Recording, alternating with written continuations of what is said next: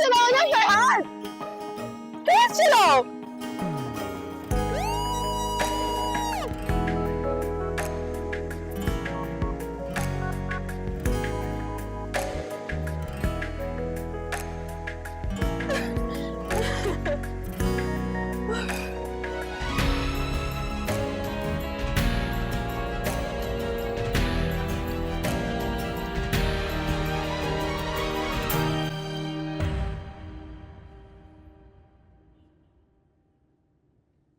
वफा जी, क्या बात है, आज आप काफी खुश लग रही हैं। कैसे समझाऊं मैं तुम्हें फरहाद, बस ये समझो कि मेरी जिंदगी सुनहरे हरूफ से लिखी जा रही है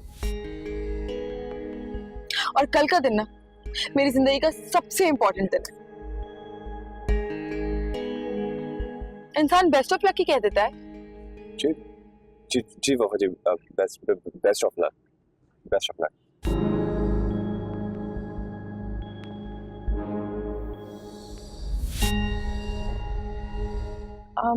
सुनो फरहाद, जी वफा जी।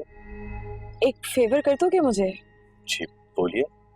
तुम तो जानते हो ना कि देखो ये इतना सारा सामान, इतनी सारी चीजें मैं अकेले तो नहीं उठा सकती और रिक्शे में लेके जाते हुए अच्छी नहीं लगूंगी और ये गाड़ी घर की गली में जा नहीं सकती, तो क्या तुम मेरे साथ सामान घर तक पहुंचा दोगे?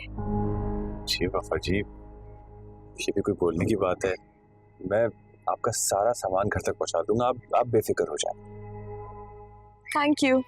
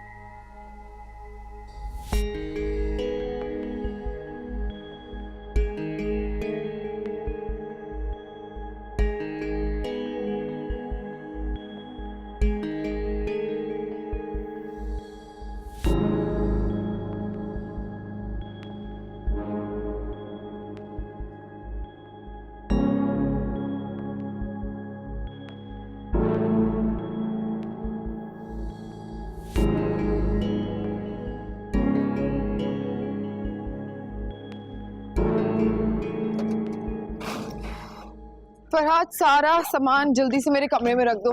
जी वफा, ये सब क्या है और कहाँ से आ रही हो तुम इसमें? फरहाद भाई यहीं रख दो, मैं रख दूंगा, आप रख दो। जी वफा जी, मैं जाऊं? जाओ। कोई और काम हो तो बता दीजिएगा, मैं हाजिर हो जाऊंगा।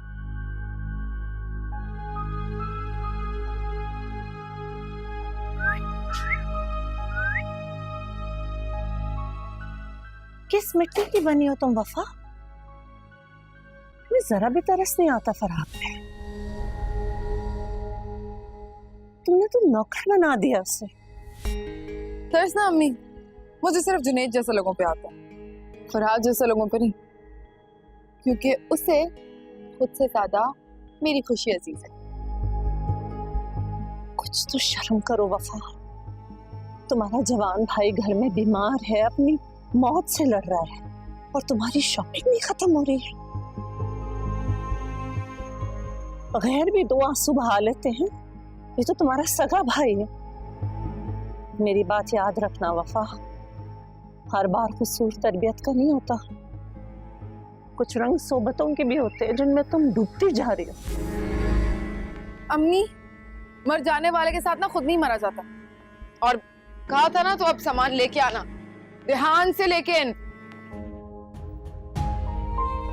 अम्मी अपनी ख्वाहिशों के चक्कर में फरहाद भाई को कितना बेवकूफ बना रही है, आपने देखा? किस मिट्टी की बनी हुई है ये?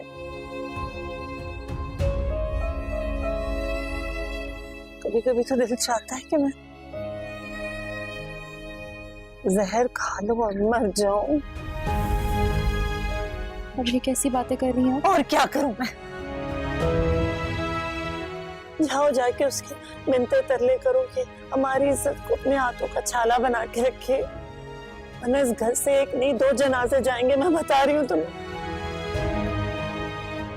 जाओ।